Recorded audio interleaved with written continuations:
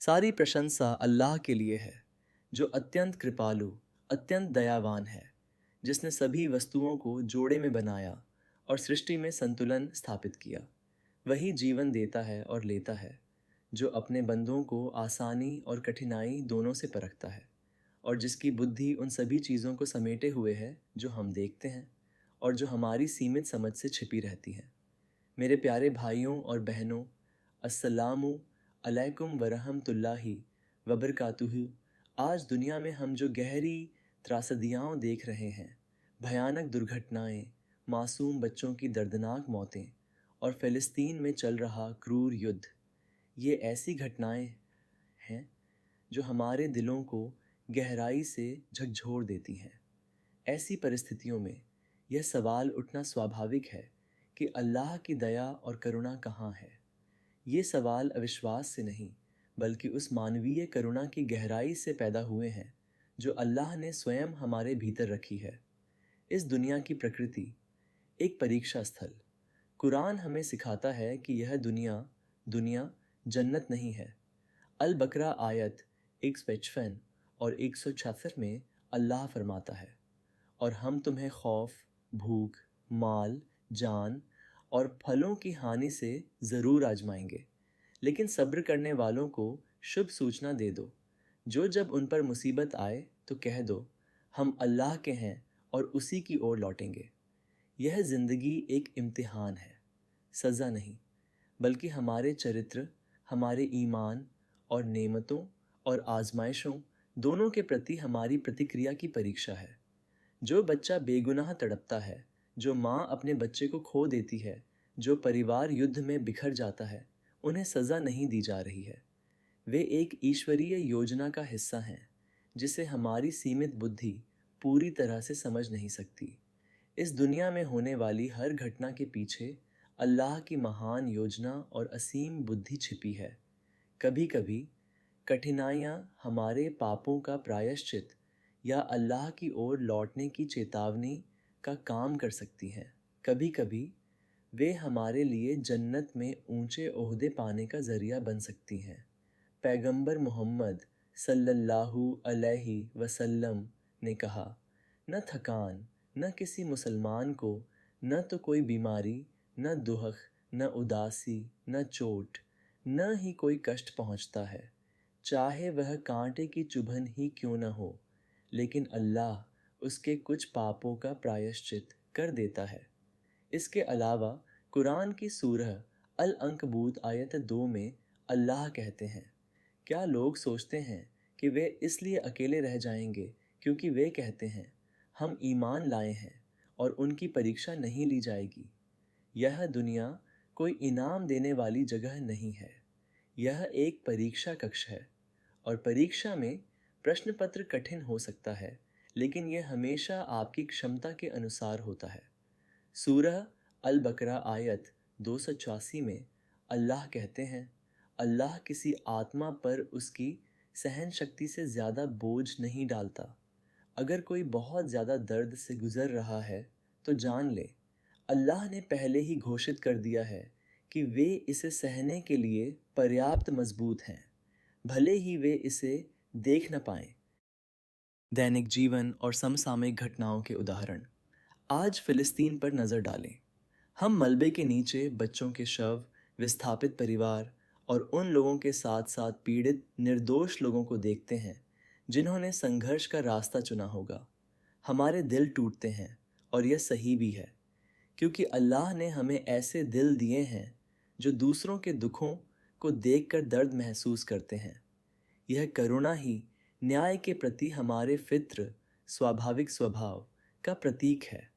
लेकिन गौर कीजिए, जो लोग दुख पहुंचाते हैं वे चुनाव करते हैं। अत्याचारी अत्याचार चुनता है, लापरवाह चालक लापरवाही चुनता है।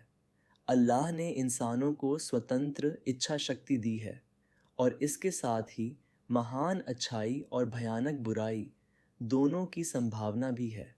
विकल्प रोबोटों की दुनिया होगी, जो सच्ची इबादत या सच्चे प्यार में असमर्थ होंगे। पैगंबर सल्लल्लाहु अलैहि वसल्लम ने कहा, मोमिन का मामला कितना अद्भुत है क्योंकि उसके सभी मामले अच्छे हैं और यह मोमिन के अलावा किसी और पर लागू नहीं होता।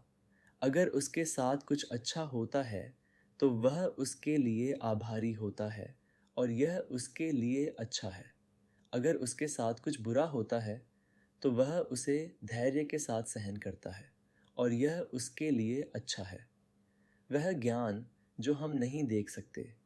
जब हम बच्चों को मरते हुए देखते हैं तो हमें केवल तात्कालिक त्रासदी ही दिखाई देती है, लेकिन अल्लाह पूरी तस्वीर देखता है, भूत, वर्तमान और भविष्य। शायद अगर वह बच्चा जिंदा होता तो उसे और भी ज़्यादा तकलीफ़ों का सामना करना पड़ता। शायद उनके छोटे से वजूद ने उनके माता पिता को ईमान के और करीब ला दिया। शायद उनकी मौत ने और भी बड़ी त्रासदियों को टाल दिया। कुरान हमें सूरह अल बकरा की आयत 216 में बताता है, लेकिन हो सकता है कि तुम किसी चीज़ से नफ़रत करो और वह तुम्हारे लिए अच्छी हो, और हो सकता है कि तुम किसी चीज़ से प्यार करो और वह तुम्हारे लिए बुरी हो, और अल्लाह जानता है जबकि तुम नहीं जानते। यह हमारे दुहक को कम नहीं करता या दर्द को कम वास्तविक नहीं बनाता। यह समझने का एक ढांचा प्रदान करता है कि हमारा दृष्टिकोण सीमित है।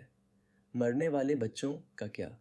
जब एक मासूम बच्चा मरता है तो हमारा दिल टूट जाता है, लेकिन यह जान लीजिए, इस्लाम में वह बच्चा खोया नहीं है, वह बच्चा जन्नत में है।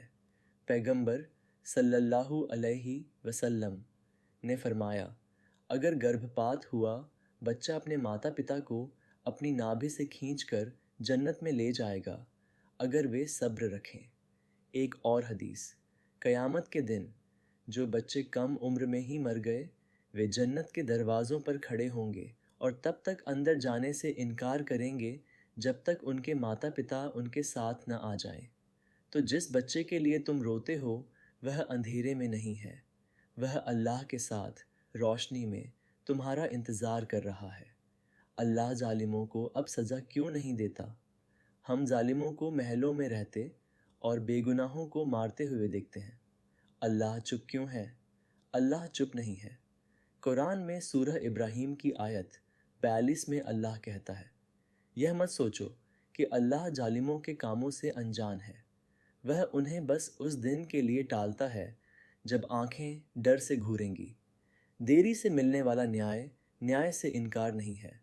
क़यामत का दिन कोई मिथक नहीं है, यह अंतिम अदालत है और कोई भी जालिम बच नहीं पाएगा।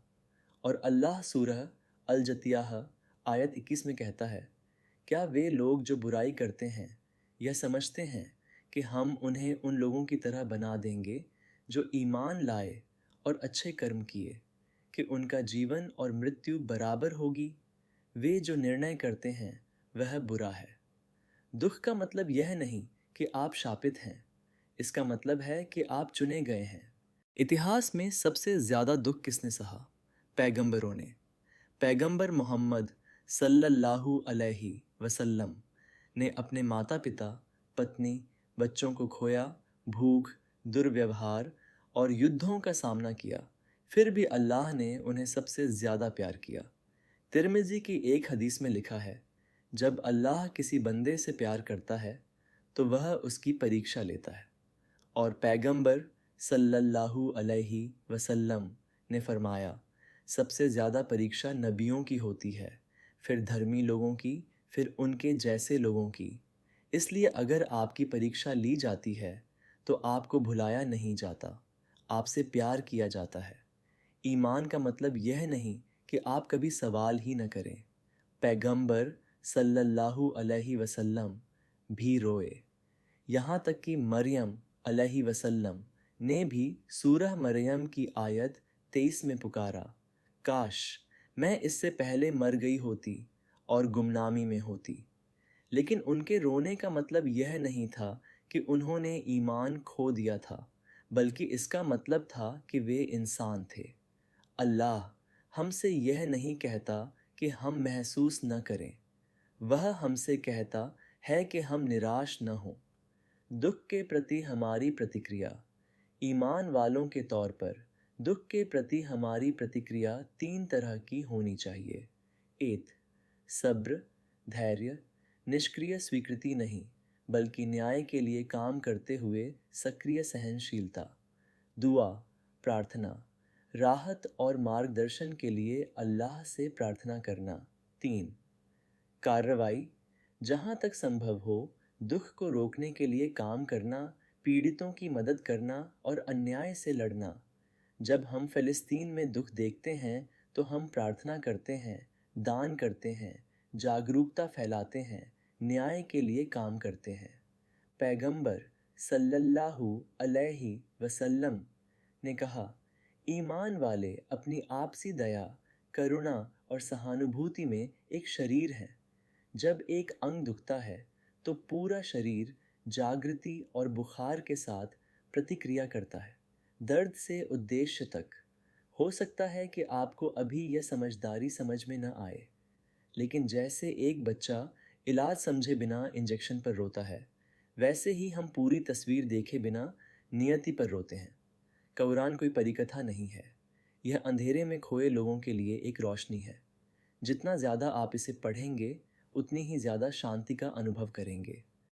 इसलिए मैं आपको न्योता देता हूँ, दर्द के कारण अल्लाह से दूर मत भागो, उसकी ओर दौड़ो। सिर्फ वही है जो तुम्हारा दर्द समझता है, और अल्लाह सबसे अच्छा रोज़ी देने वाला है, और अल्लाह सबसे ज़्यादा इंसाफ करने वाला है। निष्कर्ष, कुरान में अल्लाह कहता है, हर आत्मा को मृत्यु का स्वाद चखना होगा, हर आत्मा को परीक्षाओं का सामना करना पड़ेगा, लेकिन हर आत्मा का न्याय पूर्ण न्याय और पूर्ण दया से भी किया जाएगा। जिस बच्चे ने थोड़े समय के लिए कष्ट सहा, उसे शाश्वत शांति मिलेगी। जिस माँ ने शोक मनाया, वह जन्नत में अपने बच्चे से फिर मिल जाएगी। उत्पीड़ित लोग अपने उत्पीड़कों को जवाबदेह होते देखेंगे। हमारी सीमित समझ अल्लाह के आदेश की पूरी बुद्धिमत्ता को नहीं समझ सकती, लेकिन हमारे दिल उसके न्याय और दया पर भरोसा कर सकते हैं। हम शोक करते हैं, हम प्रश्न करते हैं, हम दर्द महसूस करते हैं, ये हमारी मानवता के लक्षण हैं। लेकिन हम समर्पण भी करते हैं, हम भरोसा करते हैं और हम न्याय के लिए काम करते हैं, ये हमारे विश्वास के लक्षण हैं। सारी प्रशंसा अल्लाह के लिए है, जो सारे संसारों का पालनहार, अत्यंत दयालु, अत्यंत न्यायप्रिय है। वह हमें उन लोगों में शामिल करे जो परीक्षा में धैर्यवान, ईमान में दृढ़ और परलोक में पुरस्कृत होते हैं। अगर आपको हमारे वीडियो पसंद आते हैं तो कृपया लाइक, शेयर और सब्सक्राइब करें। जज़ाकुमुल्लाहु खैरान।